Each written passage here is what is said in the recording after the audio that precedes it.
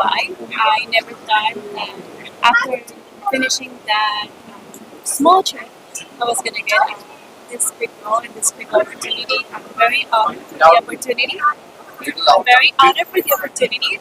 And being here, all I want to say is about my role. I am super excited to be this role. I cannot give a lot of details about what's going to be, but I'm super excited for the opportunity of being here. Thank you all for coming and receiving me with the warm welcome. Thank you so much for having me. So this experience started in Dubai with a small trip that I was doing as Miss Global. Being here, I believe it's part of my destiny. I was able to be here. So yes, I'm super excited and very excited for this part in my life, this journey that I'm about to start. So yes, I cannot talk about a lot about my character, but it's something that I was always looking forward to play.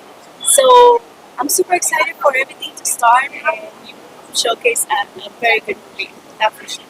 Are you learning Hindi here? I am starting to learn a lot of Hindi. I already know Namaste, India, but definitely there's a lot more to go. I ensure you that next time I come, I'll know more Hindi for sure. And how you liking the media from India? Oh, definitely the best one. Best one so far. So thank you so much for coming here, for giving me this warm welcoming. It's been an honor for us to be here. Thank you. Mansi ji, Miss Globe India जीतने के बाद अब एक film शुरू हो रही है जिसमें आप एक बहुत अच्छा किरदार कर रही हैं, तो क्या कहना चाहेंगे, कितनी एक्साइटेड हैं? This is very unpredictable. बहुत एक सपना होता है हर एक ब्यूटी क्वीन का बॉलीवुड में कदम रखने का, बट मोर ऑफ मैं ये कह सकती हूँ खालिद सर का गिफ्ट था एशले के लिए, बट एशले का गिफ्ट है मेरे लिए. And more of thank you so much sir कि उन्होंने मुझे मौका दिया. I try my best to do that. Yes. आप कौन सा किरदार कर रहे हैं? अभी आपका नरेशन हुआ है, आपने कहानी सुनी? More of its not decided yet, but let's see क्या होता है. Okay, thank you. पीछे फिल्म के बारे में बताएं. आपकी जो लास्ट फिल्म थी जब आप इंडिया में थी, अभी आप दुबई में सेटल्ड हैं, तो इस फिल्म का प्रोजेक्ट कैसे प्लान हो गया? लास्ट मूवी सबको पता था, एक टाइम हो गया. 2020 दिसंबर 2020 में ओम प्रकाश जिंदाबाद रिलीज हुई. मैं लेजेंडरी ओमपुरी जी थे, जाकिर भाई थे, सब पूरा एक फैमिली. जगदीप साहब लेजेंडरी हो गई, और कुलभूषण खरबंदा जी भी एक पुराने लोगों को साथ लेकर के हमने किया था. वो भी किसी रियल इंसिडेंट के ऊपर था. और अभी थोड़ा सा टाइम के बाद जो प्लान किया है वो साइबरमैन के नाम से, क्योंकि ये टाइटल जो होल्डर है वो मनीष गोयल जी. ये मुरादाबाद सिटी है जिसको पीतल नगरी के नाम से जाना जाता है, यूपी के. और वहाँ से आते हैं एक सिंपल बिजनेसमैन जिनके साथ में कुछ इंसिडेंट हुआ और उन्होंने इतना लंबी जर्नी तय किया, और ये साइबरमैन का टाइटल लेने के लिए उन्होंने बहुत परेशानियां उठाई और फाइनली उन्होंने अचीव किया. उनकी इस स्टोरी और इस प्रॉब्लम, पब्लिक की जो प्रॉब्लम्स है, उनको देखते हुए कि इसको अवेयरनेस के तौर पे आना चाहिए. ये कोई रियल इंसिडेंट है, लेकिन उसको हम लोग फिल्म में पर्दे पे जब लेके आते हैं तो हर इंसान का एक वो होता है कि कोई बोरिंग नहीं हो, किसी की लाइफ देखने के लिए किसी को ज़्यादा जल्दी नहीं होता, इंटरेस्ट नहीं लेता. लेकिन उनकी लाइफ में जो इंटरेस्टिंग इंसिडेंट्स हुए वो किसी सुपरहिट मूवी से कम नहीं थे. तो उसको ध्यान में रखते हुए हमने डिसाइड किया कि इस फिल्म को बड़े पर्दे पर, पहले पर्दे पर लाया जाए. इससे यही एक सोर्स है जो पूरी दुनिया को इसके ज़रिए मैसेज दिया जा सकता है, एंटरटेन किया जा सकता है. और इसलिए इसको हमने पहले पर्दे को लाने का जाना, और धीरे धीरे लोग जुड़ते गए, क्योंकि मैं लास्ट 25 ईयर्स से इस इंडस्ट्री में हूँ. आप लोगों के साथ मिलकर के काम कर रहा हूँ बैक टू कैमरा. तो इसको अच्छे तरीके से लाइन पब्लिक को दिखाया जाए, जिससे कि अवेयरनेस भी हो, लोगों को फायदा भी हो।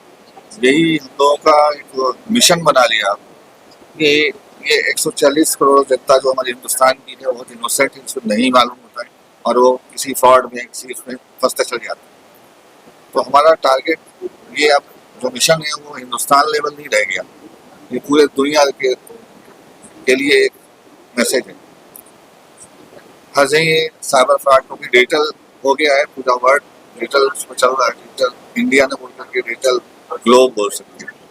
तो उन सबके लिए मैसेज है और अवेयरनेस है और एंटरटेनमेंट।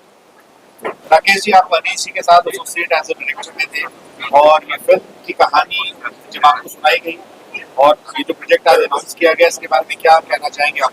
बाकी कुछ बहुत कुछ बोल दिया आपने।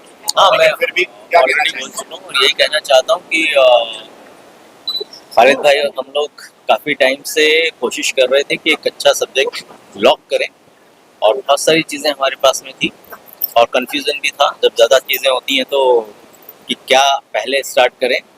और ऐसे मोमेंट पे बस ये आप समझ लीजिए कि डेस्टिनी है या ऊपर वाले ने हमको मनीष जी के साथ में मिलवाया, कैसे उन दोनों की मुलाकात हुई, फिर खालिद भाई ने मेरे साथ में वो चीज़ें शेयर की कि यार ऐसी ऐसी एक कहानी है और ऐसा ऐसा रियल ये पूरा इनके साथ हुआ है।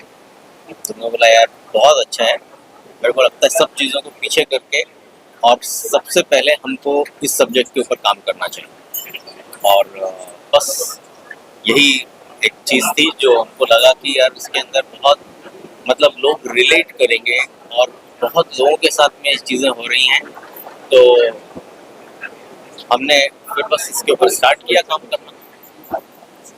सर, साइबर में तो एक बहुत बड़ा सब्जेक्ट है जी जो इंटरनेशनल है जी। और उसके लिए आपने किस तरीके से तैयारी की? सर, इसके अंदर बहुत ज़्यादा हमने तैयारी अलग से कुछ नहीं की है। जो इंटरनेशनल सब्जेक्ट्स हैं वो बहुत टेक्निकली रिच हैं, बट हम ये पर्टिकुलर फिल्म रियल इंसिडेंट से चूँकि इंस्पायर्ड है और जहाँ पे रियल लोकेशंस पे इनके साथ ये चीज़ें हुई हैं उसी को माइंड में रख के और वही रियल लोकेशंस के ऊपर हम जाके शूट कर रहे हैं। तो वो बहुत नॉर्मल और बहुत रियल, उसके अंदर हमने कुछ भी मतलब फिक्शन स्टोरी नहीं ऐड की है।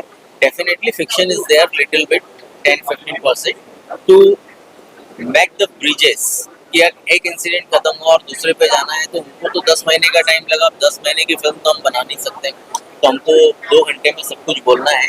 तो ये इंसिडेंट हुआ, फिर ऐसा हुआ था, फिर ऐसा हुआ था, ये हुआ था। तो उन चीज़ों को लेके हमने रियल जो लोकेशंस हैं और रियल इंसिडेंट्स हैं और जो हमको लगा कि यार इसके अंदर सारी चीज़ें हैं, ड्रामा भी है, एंटरटेनमेंट भी है, वो हम लोगों ने पकड़ी। Thank you. कि आपके साथ जब फ्रॉड हुआ 2016 में, उसके बाद आपने 10 महीने तक जद्दोजहद करके उस चोर को पकड़ा। उसके बाद अभी तक आपने 5 लाख से ज्यादा केस सॉल्व किए हैं और जब ये इससे मुलाकात हुई डायरेक्टर और हमारे प्रोड्यूसर साहब से, तो फिर क्या आपने इनको सुनाया कि क्योंकि ये नई कहानी होती अभी तक पर्दे पे देखी नहीं होगी लोगों ने, तो जब आपने इतने सारे केसेस सॉल्व करते हैं तो मेन क्या टॉपिक होता है उस केस को सॉल्व करने के लिए, क्या तरीका सोचते हैं? एक्चुअली जब मेरे साथ केस हुआ था मेरा पैसा भी किसी ने निकाला था, तो वो जो जर्नी थी मेरी, जैसे भैया ने बोला कि जो मेरी जर्नी थी, जो मैंने परेशानी फेस करी ना, तो आजकल जब कोई व्यक्ति उसका कॉल आता है तो सबसे पहले मतलब ये लगता है कि यार वो कितना मेंटली डिस्टर्ब है ना, जस्ट लाइक साइबर हिप्नोटाइज, कि वो एक हिप्नोटाइज हुआ है, उसका पैसा भी गया हुआ है, वो इतना डरा हुआ है कि बताते हुए भी उसे डर लग रहा है। और सबसे पहला सवाल उसके आगे होता है बताऊं किसे बताऊं, कौन मेरा अपना है। तो ये एक जो मेरी जर्नी थी उसको पकड़ने की, तो उस जर्नी में लोग सीखते हैं किताबों से, मैंने सीखा चोर से, मैंने उसका एक तरीके से माइंड पढ़ा। यानी कि कहते हैं ना, चोरी से बचने के लिए भी चोरी आनी चाहिए। तो वो जो रिसर्च है मेरी, और आज मुझे 7 साल हो गए हैं और लगभग आई थिंक रोज के 10-12 केस मेरे पास आते हैं। जो जिस शहर से आता है, जहाँ से आता है, जितना मैं उसको गाइड कर सकता हूँ उसको मैं फ्री ऑफ कॉस्ट गाइड करता हूँ। हाँ, एक चीज़ लेता हूँ मैं उससे 11 रुपये। मैं उसको बोलता हूँ कि भाई अगर तुम्हारा केस सॉल्व हो जाए, तुम किसी ट्रैप में हो और अगर वो तुम्हारा केस सॉल्व हो जाता है तो 24 या 48 घंटे बाद अपने पास के किसी भी मंदिर में 11 रुपये चढ़ा दीजिएगा, और यदि आप किसी और धर्म से हो तो वहीं चढ़ा दीजिएगा। लेट्स इससे मतलब नहीं, क्योंकि वो मेरे खाते में आएगा, उससे मुझसे कोई नहीं ले पाएगा। मनीष जी, अभी इस फिल्म की शूटिंग शुरू होने वाली है। आपने आज देखा दो कास्ट आपके कैरेक्टर्स के साथ मैच हो रहे हैं, तो क्या कहना चाहेंगे इसके बारे में? ये मतलब कुछ जब हम करते हैं अच्छा या बुरा, तो हमें नहीं पता होता हम किस रास्ते पे चल रहे हैं, लेकिन जो वो करता है वो बहुत अच्छा करता है। यदि जिस दिन यकीन मानिए मेरे साथ स्कैम हुआ था, शायद वो जीवन का मेरे सबसे बुरा दिन था, लेकिन आज देख के लगता है कि नहीं, वो बुरा नहीं था। यानी कि इस दुनिया में गलत कुछ नहीं होता है, जो होता है अच्छे के लिए होता है। बस आप, अगर आप ठीक है, अगर आपका लक्ष्य ठीक है, तो लगे रहिए, आपको सफलता निश्चित ही मिलेगी। आपको किसी क्रिमिनल के पास आपको पैसा कमाने के लिए कहीं जाने की जरूरत नहीं है। आजकल हार्ड वर्क का समय नहीं है, आजकल बॉडी बिल्डर बॉडी की जरूरत नहीं है आपको ठेला चलाने के लिए, सिर्फ स्मार्ट वर्क का समय है। लेकिन चोरी से बचने के लिए चोरी आनी चाहिए। चोरी एक ऐसे वेरिएंट की तरह इतनी तेजी से बढ़ रही है कि यदि हम अवेयर नहीं हुए तो मतलब शायद घर में कोई घर ऐसा नहीं बचेगा जहाँ पे कोई किसी भी तरीके का स्कैम ना हो।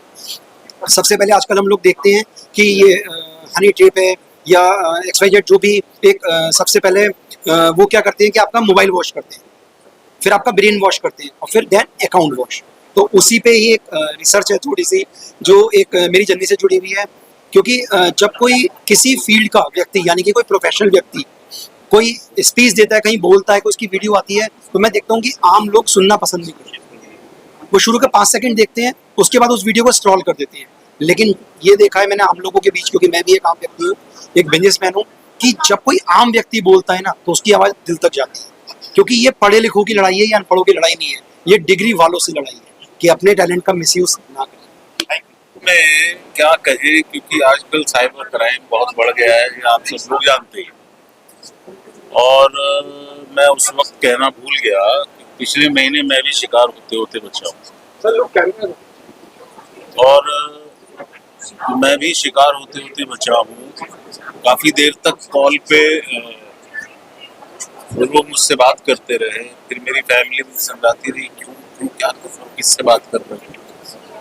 और फिर उन्होंने खुद ही बोला कि यार आप तो एक्टर है ना वो वाले में, कहा मैं वही हूँ। खुद ही उन्होंने बोल दिया कि छोड़ दे। उस चक्कर में मैं थोड़ा सा बच गया।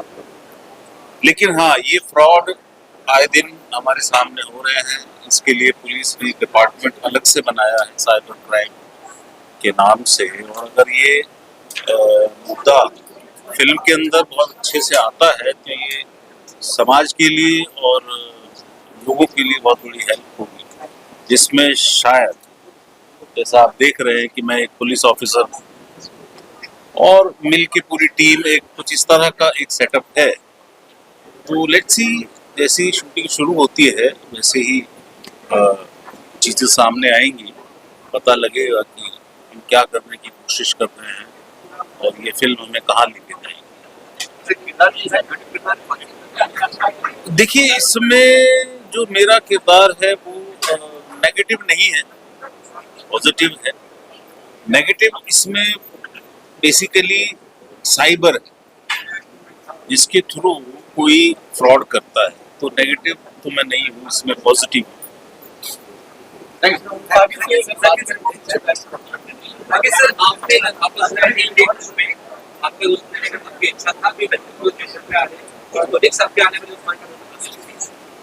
इंडियन 2 रिलीज हुई, फिर वेलकम टू जंगल है, फिर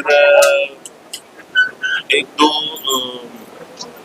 तमिल फिल्में हैं,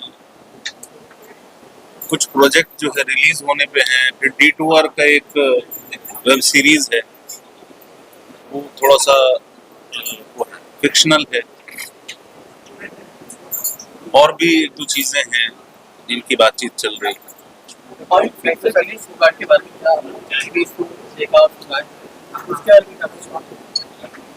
यार देखो, मैंने सारे ऑलमोस्ट ओलंपिक के सारे अपने इंडियन प्लेयर्स के मैचेस देखे हैं।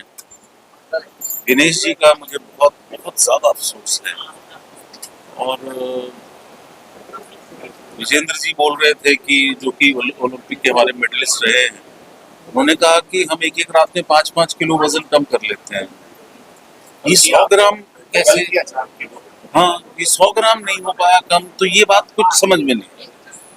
तो अब पता नहीं, क्योंकि मीडिया पे इतनी बहस है इसके ऊपर कि कुछ लोग कह रहे हैं साजिश हो गई, कुछ लोग कह रहे हैं क्या हो गया, लेकिन मुझे पर्सनली बहुत बहुत खराब लगा, इतना खराब लगा क्योंकि मैं सारे मैचेस, मैंने हॉकी के सारे मैचेस देखे, मैंने नीरज चोपड़ा का जो जेवलिन थ्रो है देखा, हालांकि वो बैड लक हो गया, उनके हाथ में थोड़ी तकलीफ है, फिर भी इतनी तकलीफ के बाद वो इतना नाम रोशन किया है देश का, सिल्वर लेकर आए हैं। फिर एक यंग लड़का कल ही अमन जिसने ब्रॉन्ज लिया है।